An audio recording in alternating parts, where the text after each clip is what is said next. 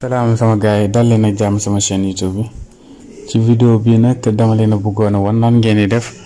ba joxe ben liste de personnes moy nit ñi nga xamné ñom ñoo wara mëna connecter ci YouTube bi voilà loolu nak lu yomb la légui nak ñu dem won mo leen nan ngeen di def ba ngeen ubbi navigateur Google Chrome wala navigateur bi ngay yor ngeen tapé 192.168.1.1 so leen ko tapé nak fii nii nga bés si mel ni kànnaar noonu mu laaj leen mot de passe léegi nag mot de passe bi ci kii bi ci suñ leen joxee modem bi am na benn feuille bi muy nekk foofu fekkee mosoo leen ko modifier code boobu noonu ngeen dugal fekkee mos ngeen ko modifier tamit ngeen joxe mot de passe bi nga xam ne moom ngeen modifier léegi après nag man modifier naa pare ma def ok léegi nag su ma ñëwee ba fii damay dem ci réglage léegi su ma ñëwee ci réglage voilà gis ngeen après ma dem sécurité su ma nee sécurité ma def filtre adresse MAC waaw mi ngi noonu ci suuf noonu ma bës léegi su ma ko bësee noonu gis nga fii nii daf may laaj liste voilà mooy boobu noonu liste blanche voilà léegi liste blanche nag moom mooy ñi nga xam ne mën nañu connecté ci YouTube bi soo ko defee appliqué soo duggalee adresse MAC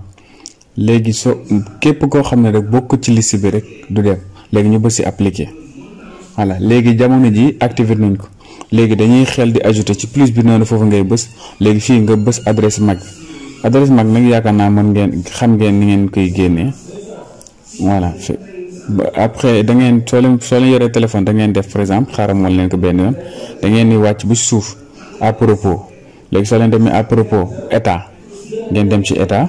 léegi soo leen dem état man sama bës mi ngi nii ngeen di gis adresse MAC di fii léegi nag loolu nag ngeen di ñëw ngeen bind ko fii nii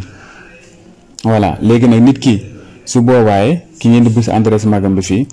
da ngeen gis ne après dina mën a connecté ci YouTube bi sans problème léegi nag képp ku bokk ci liste bi nag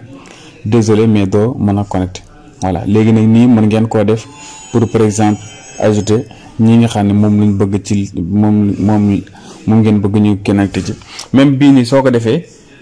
li ci gën a am solo mooy que ne par exemple soxla woo sax di def mot de passe koo bëgg mu connecté rek da nga koy ajouter ci liste bi su bokk ci liste bi rek moom mooy wane ne du bokk voilà du mës a kii voilà léegi xaar ma joxe benn exemple voilà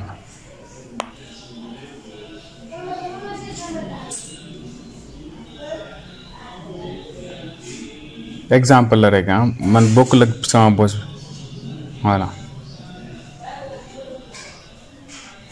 voilà après ngeen def appliquer léegi soo ko appliquer rek léegi su boobaaye jeex na liste bi nga xam ne ñoom ñoo appliqué rek ñoom ñoo nekk ci lii bi rek ñoom ñooy kii bi waa kay ñu ngi yemale fii vidéo fekkee vidéo bi neex na ñu ngi ñaa ngeen partage ak seeni xarit waa ngi jaa ngeen jëf